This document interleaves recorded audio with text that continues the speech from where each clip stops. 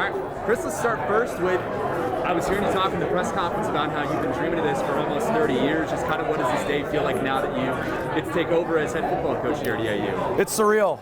It's something that I've dreamed about since 1995 in my first game on the sidelines out at O'Brien Stadium. And there's been a lot of people that have been a huge influence on my life along the way. And most of them started right here in Charleston at Eastern Illinois University. So it's surreal still, but I couldn't be more excited and thrilled and ready to get to work with the guys. And, hey, try to get the program going and get ourselves quite a bit more competitive here very quickly. How quickly did this process go from when you heard that the position was open to here you are now?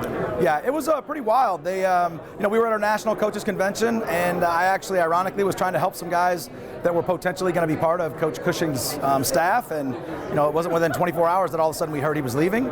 And things happened pretty quickly. By the time I got back to Chicago, I knew that they were for sure going to be looking for a head football coach. It's something, like I said, that I've dreamed about since 1995. I got involved as quickly as I possibly could and tried to do everything I could along the way to make myself a viable candidate. Going D3 to D1 isn't unusual. We've seen it work before, but what do you think for yourself are going to be the challenges that you're anticipating and hoping to work through? I think the biggest thing right now is just getting to know the players. Through the pandemic, and again, they haven't had 2 years of any normalcy at all, whether we're wearing masks or whether we're in smaller groups. Just getting a chance to build those relationships and those connections with the kids. But it is really about connecting and building relationships and trust. I want to make sure they understand who I am and how important this place is to me. And the more time we get to spend together, they'll know that it's authentic. And that's the thing. The kids don't know they don't care what we know about or what we think we know until they know we care about them. And we will. We'll care about each and every one of them. We want them to be the best they can be. You mentioned getting the program back up to a competitive space, 3 wins over the last 3 years. What do you anticipate being the challenge about that? How do you plan on attacking that going forward? Sure. First, we're going to evaluate what they did well, what they didn't, and why we think so. We're certainly going to evaluate the players, and then again, our job as coaches is going to be to play to the strengths and the skill set of the kids that we do have. Certainly recruiting, developing is going to be a big part of that, but we will make any adjustments necessary to allow our players to be successful based on what they do well. So we're not coming in here with any set scheme. It's going to be a collaboration. It's a blank slate, a blank canvas, if you will, right now.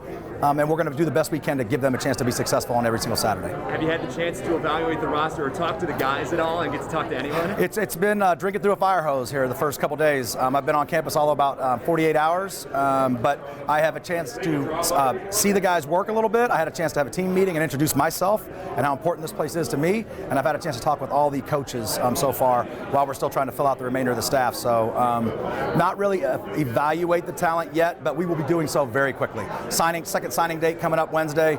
We've got some more kids that we're adding to the class. We've got some recruits on campus this weekend before the dead period.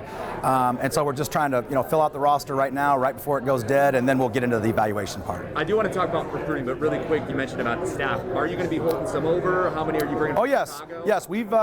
I've met with each of the coaches, and there certainly was a change here and there, but we have retained some guys that I know bleed blue and how important this place is to them. And we're in the process of filling out the rest of the staff right now, and we're going to give, again, the players the people around them that are going to allow them to continue to develop and reach their fullest potential. How important is in-state recruiting, and now it's become prevalent in recent years, the transfer portal, getting guys in who are now able to be immediately eligible? Yeah, recruiting has evolved tremendously just in the last year and a half or so.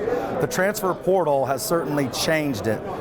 Some programs right now, right, wrong, or indifferent, are enamored with the portal.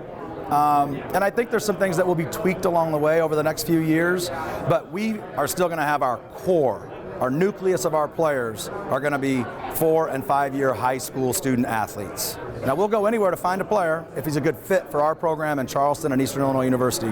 But we'll augment, accent our program with players from potentially junior colleges and certainly, a player here and there from the portal. But again, the core, the nucleus, we would prefer be 4- and 5-year high school student athletes. And I want to get your thoughts on where the OVC is right now. In 2022, it looks like there might be only 5 football playing members. That's not enough for automatic qualifiers.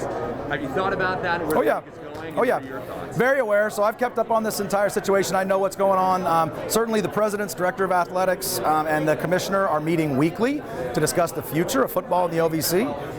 There is a 2-year grace period before you lose your AQ status. There are ongoing discussions, but believe me, we will be affiliated with a quality football league. What that league looks like and how it shapes out remains to be seen, but I'm very excited about the future. All right, Chris, that's all I have for you. All I right. appreciate it. Congratulations. Thank you very much.